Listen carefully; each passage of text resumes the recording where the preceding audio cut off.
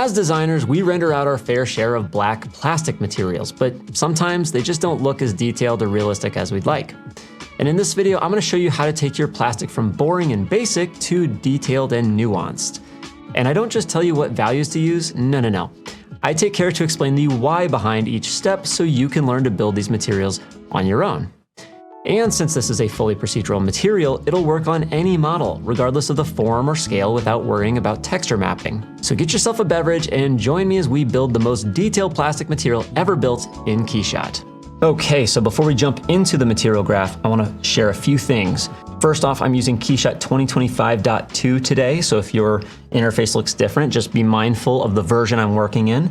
Also, the scene that we're working in today, I will make available to you for free to download. You just have to go to the file vault on my website, log in with your email address, get the project file so you can follow along and get the most out of the time you spend learning here today. Now, as far as the actual scene that we're working in, if I go to my geometry view, I've got a simple backdrop ramp and I've got a bunch of planar lights. These planar lights, the latest lighting system KeyShot has added, and they offer some really cool, unique benefits. And I'm using a brand new feature called Light Layers, which allows you to choose which items in your scene are affected by each light. This allows me to independently light the backdrop from the product. This allows me to control the number of shadows, the style, the color of shadows, and control things like light spill. It's really cool. I will do a different video on that in the future, but today's tutorial is all about creating a hyper-realistic, very detailed plastic material that you can save to your library and then reuse, drag and drop onto anything you want in the future. You don't even need to worry about mapping because we're using fully procedural textures this time. To get your project files, go to willgibbons.com and click the link for the file vault and enter your email address. Find the thumbnail that matches the one for this video and then download your project files. Unzip the folder to get your files and you're ready to go. Create materials from scratch. I like to begin with a glossy black plastic because it makes it really easy to see what's going on with the surface, reflections, textures, etc. So that's what we're going to do. Now, if I launch the material graph for this material, we can't see what we're working on in the real-time view. So to get around this, I'm going to close the library panel, and then a little bit of a hack here. I'm going to drag the project panel out further to kind of push my image all the way to the left. And then this allows me to get into the material graph with maximum space. So in my opinion, there's really two levels of textured plastic. There's the basic textured plastic, and then there's the crazy realistic textured plastic. Let's begin with the basic one real quick, and then we'll build upon that. To search for a node, I'll hit Q and I'll type in noise. And we have two options, and I'll go with the second one, which is noise texture. I want to plug this into the bump, and you'll see the glowing orange sockets that tells you where you can plug it in. And we see that our model gets kind of wobbly. Inside our noise texture, we need to change the scale from 10 to something smaller. I'll go down to 1, and that's still a little bit big. We can see that it's not quite small enough, so I'll go to about 0.5, and I think that's looking pretty decent. Maybe a little bit smaller. 0.35 is probably where I like it. It's also a little bit weak. I might want it to be a little bumpier looking, so I'll take the bump height from 0.1 to 0.2. Now remember, the smaller we go with our scale, the higher we need to go with our bump height to compensate. And now our plastic is too shiny, it's too glossy. Remember, if we were to disable this texture, we have a pure glossy surface. So inside our plastic node, we need to take that roughness up, and I'll try 0.1 as a starting value. Now it may look like we just created a new texture, but again, this is surface roughness, which is simulating microscopic little bumps and pits that spread reflections out of the surface, making it more of a satin finish. Now, if I enable my noise texture on top of this, one is controlling the character of the reflections. The other one is creating this actual bumpy relief on the surface. And for a basic textured plastic, this is honestly good enough. In most cases, you can get away with something like this. And for internal or preliminary presentations, this is great for just showing what this material is. Next, we're going to dive into all the things that we can do to make this more interesting, more detailed, and more realistic. Now, whenever you're trying to create realistic materials, I think it's best to work off of reference images.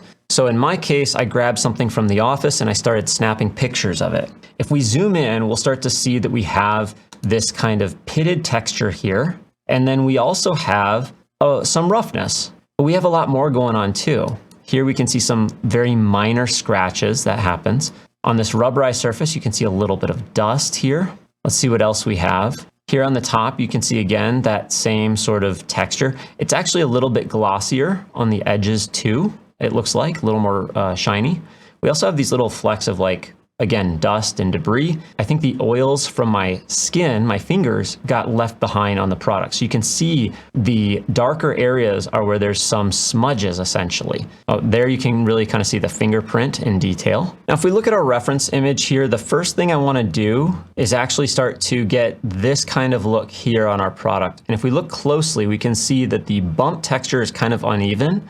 So let's actually zoom in just a little bit closer so we can see what we're doing here. And if we look at this noise texture, if I hit C to preview that, and I'll even scale it up a little bit because it's a little hard to see, we can see that it's just a very even noise pattern here. There's another noise that we can use, and I'll get out of that preview. I'll press Q and I'll type in noise, and we see that we have another option called noise fractal. So if I hit C to preview this, it's got a much different look. And if we get into its material here and we change the fall off and increase it, what we end up doing, I'm going to go pretty high, all the way up to like 5. You can now see that we have this very uneven kind of organic looking bump texture that is not as uniform looking as the noise texture we have here. So let's actually try using this noise fractal, and I'll plug it into bump. And of course it's way too big. And we'll go ahead and make this smaller. I'm thinking 1. And remember, when we make this smaller, we need to make the bump height higher so we can see it. So I'll type in something like 0.5 and see how that looks. We are getting our bumps, but they're a little too strong and it's a little too sparse. So I'm going to go back into that preview and take that fall off down to something a little bit more tame, something like 3 maybe. Get out of that preview. And I think that level of 0.5 is way too high. So I'll go down to 0.2. Now I'm thinking that that looks pretty good. That starts to get that kind of inconsistent bump look that we had on our reference image. But the other problem that I'm starting to see, I don't know if you can tell, it almost looks like it's repeating. It doesn't look quite organic enough. So I'm going to bring that fall off down even a little bit further. I bring that bump height down a little further. And then the other thing I want to do is actually combine it with my other noise texture. And that's going to help fill in some of those gaps and break up this visual pattern that you might see. So back to my noise texture, if I preview that, it's way too big. We're going to need to make this quite a bit smaller. So I'll go down to about 0.75 maybe. And I want to combine it with this noise fractal, which we'll do by highlighting this connector. If I hit Q, it'll tell me what I can use. It's a bump add, so it's a lot faster to do it that way. Now with this noise texture, I'll plug it into bump 2, and now they're being combined. And it's just a matter of getting the right ratio to combine these two so that they have the desired effect that we want. And I found that the noise texture, I tend to need this quite a bit smaller. So I'm going to bring it down to 0.5. And I might even bring the bump height up just a little bit to say 0.3. And we're just trying to get something that looks like it combines these two in a way where the noise fractal kind of disrupts the uniform look of the noise texture. So I'll take this fall off maybe back up to say 2.75. We might need to go a little bit higher on the bump height, so 0.2. Let's see how that looks. I'm thinking that's pretty good. And as far as the scale, you have to kind of decide how big these things should be. These gold things are fasteners. They're like screw heads. So this is a very small object, which means the bump textures here are going to be a little on the big side. Now, if we make them too small and we're rendering a product kind of zoomed out, the problem is they're going to essentially disappear. So you're going to have to kind of play with the scale of these textures depending on what kind of how you're going to render it, how close your camera is, things like that. Now, the next thing that I want to do here, if we look back at that reference image, you'll notice here it's pretty bumpy up here. And then here it's not, it's a little bit more flat. And I'm gonna show you how we can do that. And it's pretty cool. Also looking at that image, I think I want to dial back the noise texture just a little bit. So I'll do 0.2. And again, I'm just going to keep finessing these as we go. So here's how we're going to make this a little bit less uniform. Yeah. So we're going to use something called bump height, and we're going to use another texture to control that. So if I go and hit Q and type in granite, I know it's a weird one, but granite is a great, very organic texture. So if I hit C to preview that, it looks all yellow. We just need to take the color out of it, make it white, and it's way too big. So we're going to scale this guy way down. And so here we start to see, it almost looks like clouds. I think it's a Perlin noise or something like that. you want to get nerdy, the dark areas, or the black, represents the value 0. The white areas are going to represent the value 1. So if we have a bump of 1 and a bump of 0, which is going to be higher? 1, exactly. So when we plug this in to control the bump height, the darker areas, we're going to have less of our bump, and the white areas, we're going to have more of it.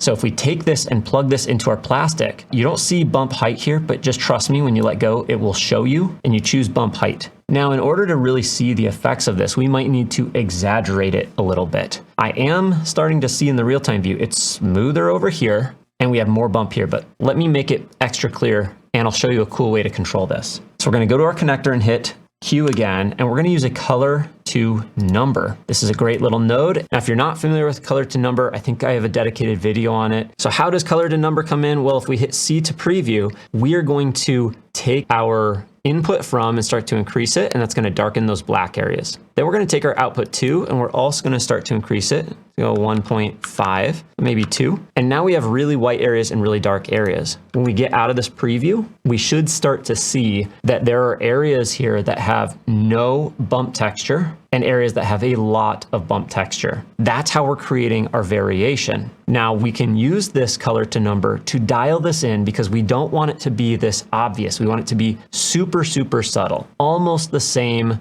amount of bump, but just a slight amount of variation. So let's bring that output 2 back down to 1. That way we're not making our bump height higher than we want. And then we need to take our input from, we'll leave that back down to 0. And what we want to do is take the output from, which is giving us a value of 0, which means we have areas with no bump, and we want to bring this closer to our output 2. So if we preview this, you can see our output from is going to take those dark areas and make them lighter. And we want this to be pretty close in value. So let's try a 0.25 or something, maybe 0.5. So it looks like it's almost all white, but here we're saying some of the bump is only half as high as it is in other areas. And that's a pretty significant amount. So already I'm starting to see that effect. I think it's a little bit strong, so I want to make it a little bit more uniform. So I'll take this 0.5 up to say 0.75, and now it's going to be a little bit more of a subtle effect. And lastly, if you don't like the distribution of this granite texture, we can always move it. So if we go and hit preview on that node and move the texture, we can kind of drag it through and we can kind of get a different distribution. So I'm liking that. We have our variable bump height. We also have 2 noise textures controlling our actual bump texture, and we have a roughness. Let's go back into some of those reference photos and see if there's anything else we want to add here. The KeyShot Material Masterclass is the biggest, most comprehensive course dedicated to material creation in KeyShot ever. With feature-based and project-based lessons, I cover a wide range of topics like PBR workflow, texture gamma and bit depth, UV unwrapping, and how to master the material graph. I'll guide you through creating a modern bathroom scene complete with dynamic lighting and material imperfections down to the dust particles and fingerprints. With 166 lessons, this is my most epic masterclass course yet. I can't wait to see what you make after taking the course. Link in the description below.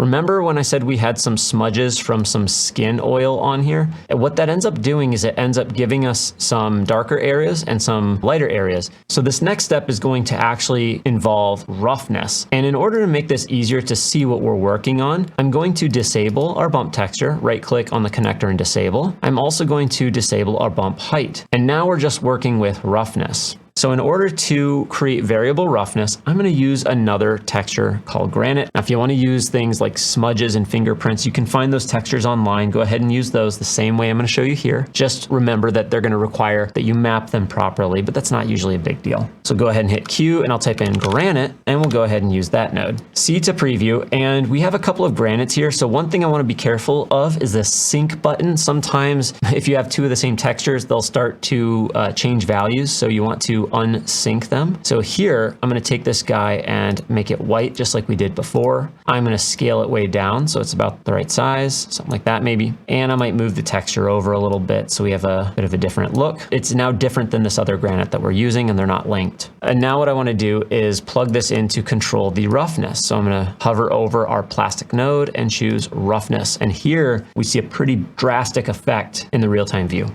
Let's go ahead and hit C to preview to understand what's going on. Remember, white is equal to 1, black is equal to 0. Our white areas are giving this plastic a roughness of 1. Our black areas are giving it a roughness of 0. So if we do exactly what we did before with the color to number, so we can actually exaggerate this. So I'll hit Q on that connector, just choose color to number, and then I'll preview it again. Same thing we did before. I'm going to increase the input from to go to pure black, and I'll take the output 2 to 2. So we have really black and white, and we can really see we have glossy, shiny, reflective plastic where the black is, and the white areas are so rough that they almost don't reflect light at all. It scatters it across the surface. So we want to bring these back down so they're closer to each other. I started with a base value of 0.1 for my plastic. So let's go ahead and do that for our output too. Go 0.1, and I'll take my input from back down to 0. So now we have our output from is 0. So we have black areas or glossy areas, and then we have 0.1 for the lighter areas. That's going to be as rough as we get. Now, if we preview this with C on the keyboard, we can see that white got really dark. That's because we brought this down to 0.1. So we'll leave that at 0.1, maybe go 0.11 or maybe 0.12.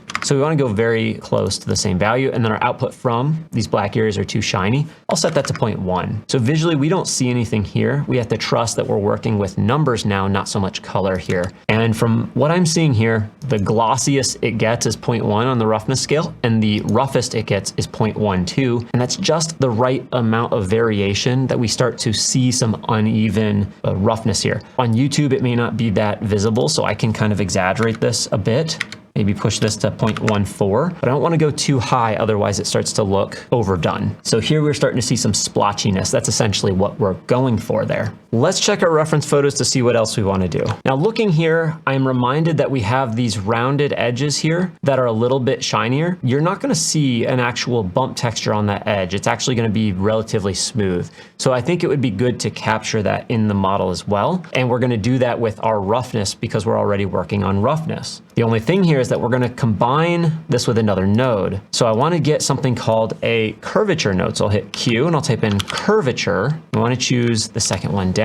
And if I preview this with C, it's going to give us some interesting effects. Positive curvature is highlighted in blue. We have zero curvature in white and negative curvature in red. This is very important. Turn off radius is in pixels. We actually want this to be real world value and change it from 1 meter down to 1 millimeter. And even that's a little bit big. I think we might need to go to 0.5 millimeter. So here what we want to do is use our black and white values once again. You should be getting very good with this to control the roughness value. Positive curvature is where we want it to be smoother. We want to take this and make this black if it's going to be shinier. And then 0 is set to white. Negative curvature is also set to white. This is going to give us a glossier effect on the edges. So if we just want to see how this works, actually before I do that, let's take that cutoff and play with it to kind of make this a little bit more of a sharper edge, a little more contrast in there. So if I get out of that preview and just plug this into roughness on its own, we'll see that we have glossy edges now. That's pretty cool. But we need to combine this in a way that looks a little more natural with our color to number, which was controlling our variable roughness. So the way I want to do this is between the granite and the color to number, I want to combine the curvature, and we're going to do this with a color composite. So I'll select that connector and hit Q, and it gives us our options, and we'll choose color composite. Curvature is going into the background, and we'll hit C to preview that color composite node. So nothing's happening yet because we've not chosen how these two textures interact. So change blend mode from normal to multiply. The reason we want multiply is because we want the darker pixels from the curvature to darken the granite or base texture. Now this is going to be a little bit too much. If we get out of our preview, we'll see that we have too shiny of edges. This is pretty simple to control at this point because if we get back to our curvature, color composite, and into our curvature node, we can take that positive curvature and start to adjust it appropriately. So we don't want it to be super, super glossy. So we're going to bring this closer to that white value, which is basically our 0.1. which is set by the color to number. So if I set this to say 80%, it's going to be 20% glossier than the base roughness value essentially. So that's a little bit too shiny in my opinion. I think we need to go more subtle than that. So we're going to go back to that curvature, go to the positive curvature, and I'm going to change that to 90%, just make it even closer to pure white. Even that is going to be a little bit glossier. Maybe it's a little too shiny. I'm going to go to 95%, and now it's just 5% shinier than the areas around it. And I think that's pretty good. We are getting pretty close. There are a couple more details that I want to add. One thing that I think people overlook are scratches, and scratches are very easy to overdo. So we need to be very strategic and careful with how we use them. I will show you how to make them extremely subtle, so much that they almost disappear, and that's essentially what we want. So here we can see some really subtle scratches, and even in this first image I had here, there's some very subtle scratches here on the edge that I think go a long way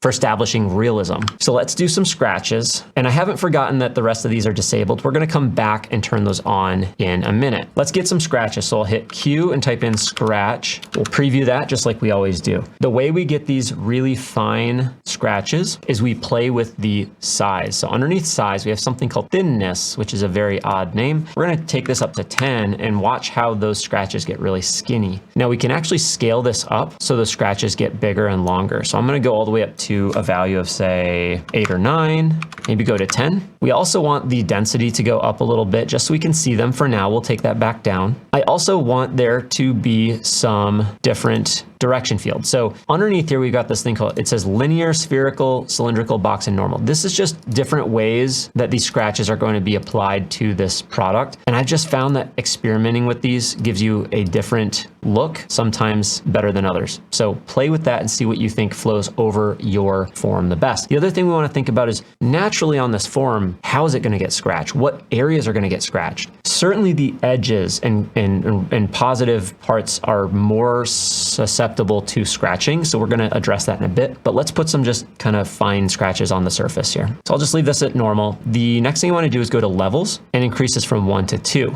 This is going to add another layer of scratches essentially, and it's going to do so where it scales them down or up depending, and every time we add a new level, it adds another essentially layer or dimension of scratches. It also scales them as it goes. Now under noise, we can actually make those scratches look almost like cat or dog fur. We don't want too much noise in there, otherwise it starts looking like marble. So sometimes noise is good to add just a little bit of imperfection. I like to do about 0.1. I think that's more than enough. Sometimes it's even too much. So I'll do 0.075, something like that. And then directional noise, if we take that down to 0, all the scratches are gonna line up essentially. So when you have this set to 0, these different direction fields make a lot more sense. Maybe it's good to take that down to 0 first and then play with these and see what you think kind of works well. I'm gonna go with spherical today, I think, or cylindrical. Yeah, spherical, a little more chaotic. And then I'll bring in some noise to kind of randomize the way those are on the surface. Not too much, I think I'll do about 0.15. We're getting close. I know this is a lot of little details in here, but trust me, it's worth it. So the other thing we have is fall off. You definitely want some fall off. 1, I think, is default. We can go a little higher than that. 1.5 or 2 is fine. We want very fine scratches, so that's okay. Thinness is still gonna have to go up probably, something to almost like 20 or 30, to the point where they almost disappear visually. And maybe our fall off is a little high. I'll go down to 1.25 maybe. Let's just see what this looks like on the surface now. So I'll get out of that preview. We have to tie this into our bump channel, and we're already using our 2 bump textures. So unfortunately, we're gonna have to add another bump add. So I'll right click, go to utilities, bump add, and I'm just gonna drag this guy down here. It's getting a little chaotic, but it'll work. So we'll plug this into bump 2. We see it now that we have scratches on the surface. So it's just about fine tuning them. Now remember, we're also using a bump height node here. So if I enable that, we're actually going to control where these scratches show up as well, because everything plugged into the bump channel is being controlled by the bump height. So there's way too many scratches here, first off. And second of all, they're still too deep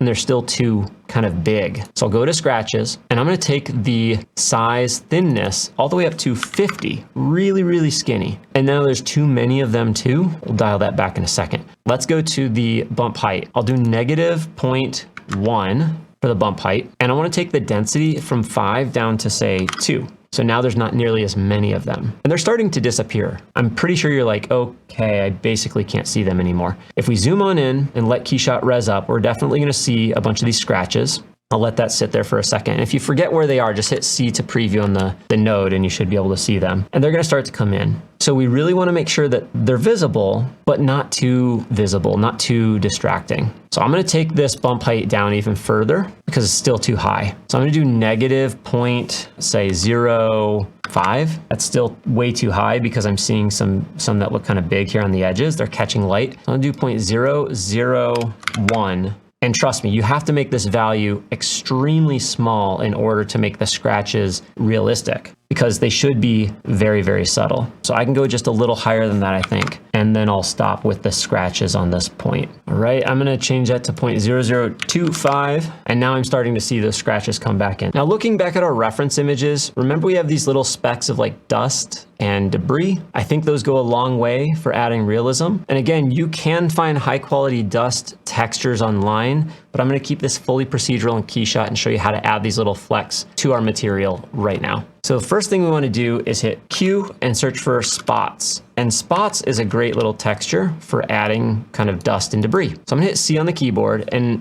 our product looks like a Dalmatian. We want to scale down our texture a little bit, and notice we've got these polka dots kind of. We want to take them and add some randomness and distortion. So we're going to go to our distortion and increase the value so those spots start to not look so round and perfect anymore. Not too much, something like 0.5 or so. And then same thing, we have levels like we did with our scratches. So I'm gonna go from 1 level to 2 levels. That adds a lot more, and it adds a lot more small ones. If the difference between the biggest spot and the smallest one is too great for you, go into level scale. So it's this little drop down. Reduce the level scale here closer to 1, and they're going to be closer to a uniform size. Now the actual size of these spots is controlled by the radius. So we can make this a little smaller too. So go down to 0.2 or 0.15 maybe.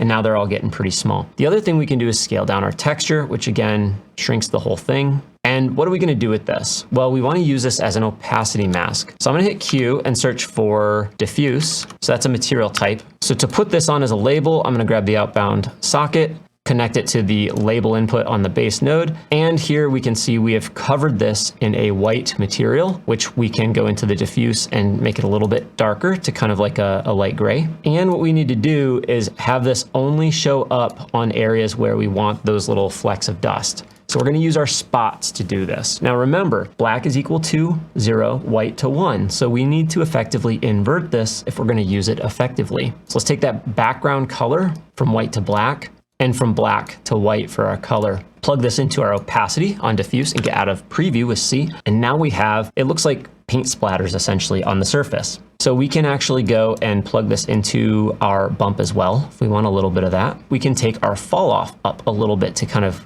make the edge a little more raised. So from here with our diffuse, we just need to adjust our opacity texture to make this look correct. We need to make this guy a little bit smaller. So we're going to take that radius down quite a bit. And again, just like everything we've done, we need these to almost disappear. So I'll do 0.05. So they're very small. And now we're starting to get little bits of dust flecks here and there. So if I zoom on in, and I'll look at the edge of it here so we can see.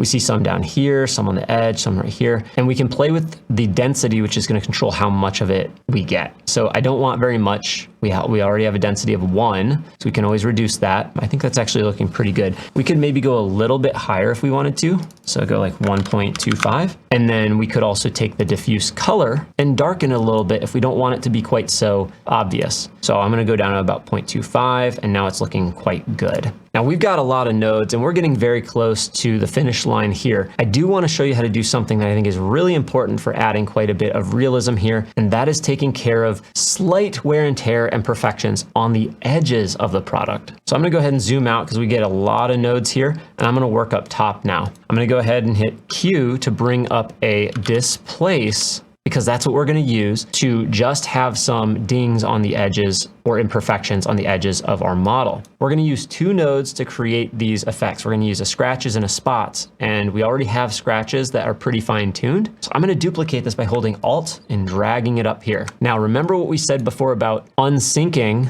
textures that are the same. I want to make sure I go in here and just turn off sync so they don't accidentally change each other's values. And I want to use a spots. I already have a spots here. Same thing. Alt, drag, move that up top. And here we can use these 2 together. So I'm going to use spots and scratches. We'll combine those. And we do need to make some slight changes. The spots are too small right now, so I'm going to make them a bit bigger. We'll take our radius up to 0.25. Those are too big, so 0.15 maybe. And I'll take my density up a little bit higher as well.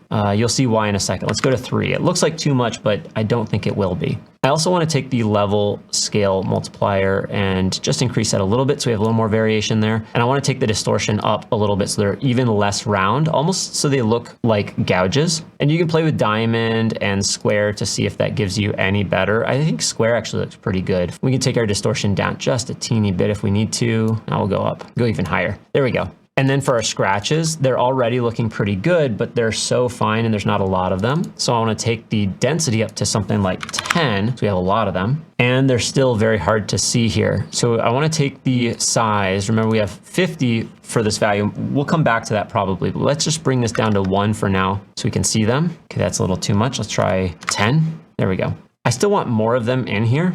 So I'm going to take my density up even higher. Let's go to 5. Now, if we want more here, we can always scale this down, and that's going to bring more of them in there. Take the directional noise, or sorry, the regular noise down.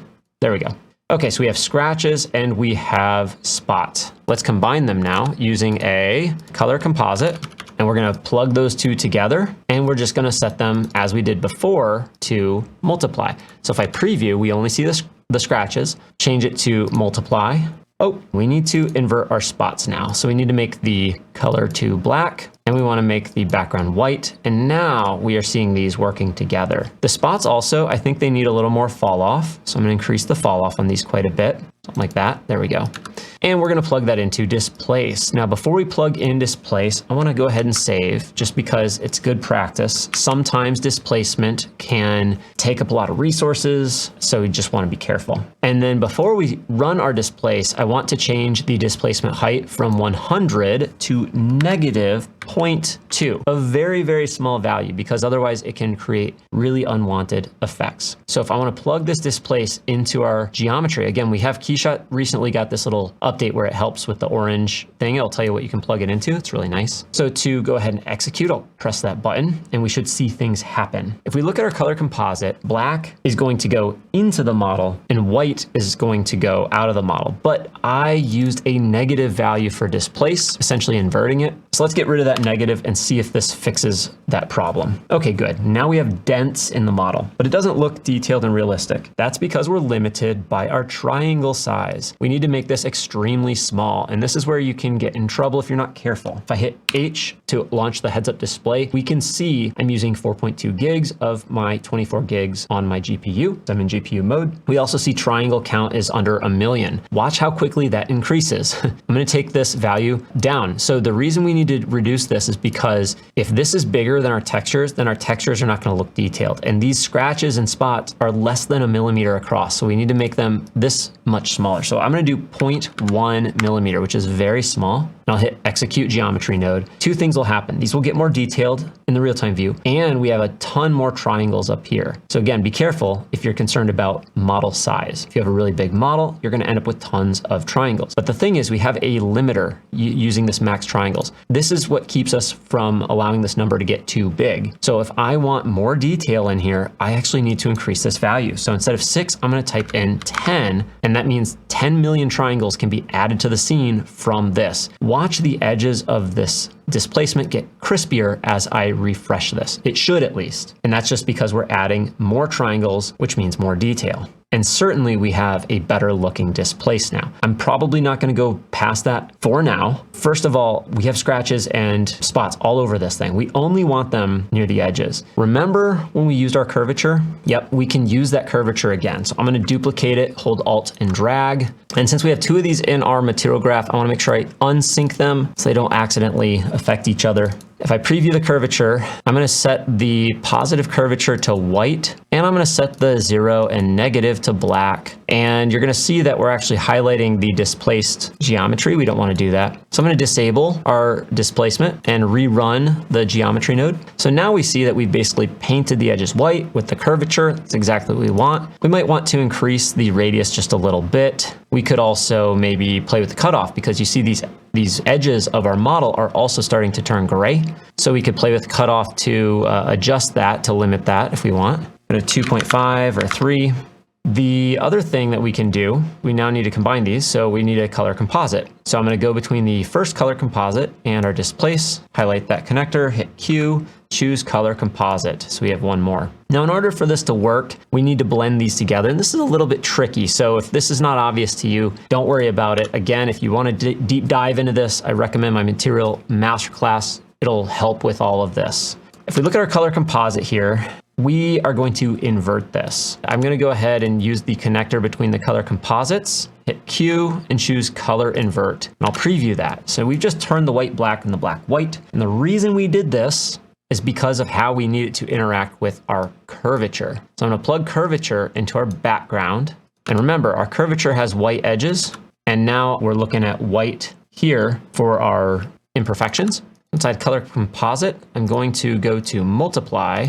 And we should see that we effectively have our scratches and our spots really just on the edges of the model. So if I go ahead and get out of that preview, enable the displace node and run the geometry node again, we're actually starting to see what we want. If I zoom on in, we can see some of those scratches and noise, etc. All that's happening at the edge. It looks like it's actually sticking out instead of sticking in. So let's go to our displace and use a negative value for that. Go ahead and execute geometry node again, and let's see if that pushes these in the right direction. Very good, very good. Okay, so at this point we have some distressed edges. It may be a little bit much, and this is where we're just gonna dial these back a little bit. So remember our scratches, we had quite a few of them and they're pretty big. So we might want to take that size. Remember we had thinness. We had 50 before, now we're down to 10. Let's try something like 40 or 50. So they're gonna be very, very small. And then same thing for the spots. We have a lot of them, they're a little big. We might be able to take the density down a little bit, and maybe we can make the radius just a little bit smaller too. I don't want them to disappear, but just pretty small. And let's go ahead and try that geometry node button again. See if we can just end up with just a few at the edges. And I think that will be a better outcome. There we go. I'm liking what I'm seeing now. We have one right here. We've got a couple here near the edge. We've got a couple there. We can probably make them more subtle or fewer if you want. It just depends. I think it's the scratches. Take the move texture and I can just move it up a little bit till that corner one goes away. And then we're good. I just have to refresh and be patient while the geometry node does its thing again. We also might want to take our curvature, which is maybe a little bit big, and we can make it smaller. So take that radius down a little bit. That way those scratches and dings really only show up at the very edges. This is where you can spend a lot of time just playing around with these. So the last thing I'm doing here is I'm just taking the density on these spots way down, so there's not so many little dents in here, because realistically, there should only be maybe one or two on your entire product. So here we're seeing quite a few still. I'll go down to like 0.1 maybe, just very, very few. Same thing for scratches, probably. We might be all right there, but I'll go down to like a 3 for density. And once we build this material, we don't have to do it again. So it's kind of worth doing it once, if you know what I mean. I'm getting a little too many scratches on the surface here, so I'm gonna go and bring those down a bit. I'm gonna take the intensity down to 0.002, and I'm gonna take the density, or the bump height down to 0.002, and the density down to maybe even 1. It's fine for now. If we wanna clean this up, we can press this button here that aligns the nodes so it looks a little bit, I guess, a little bit better. I'm gonna go ahead and find out where my displaced spots are. Where are those guys? They're over here. I'm still getting too many of them, believe it or not. So I'm gonna take the density down to 0.05. And then we wanna save it to our library so we can just drag and drop this onto anything we want in the future and not have to go and fuss about with this. And if you're working on a computer that struggles with the displacement, maybe just by default, you can disable it. And then that way you know when you apply this material in the future, you just turn it on if that's something you want to do. I'm going to go ahead and name this material. If we go ahead and just close out of here, it's not paint gloss black anymore. It is detailed textured plastic. I like to use DISP to tell me that it's got displacement in it, just so I don't apply it to something that's extremely large if I'm already running into limits with my RAM and everything like that. And then I want to save it to my library. And of course, I've got a folder here set up. I like to put it in my detailed folder. I've got detailed materials, and I'll save it here. And if you want to learn how to create your own custom directories where you can save materials and assets, I've got another video on this channel I can probably link to. Definitely recommend that. It'll supercharge your workflow. Let's go ahead and render this thing out and see how it turned out. Well, we definitely got into the weeds in this tutorial. I hope you don't mind. Sometimes the juice is worth the squeeze though. What do you think? And until next time, happy rendering. All right, since you made it to the end of this video, I would recommend either watching this or this.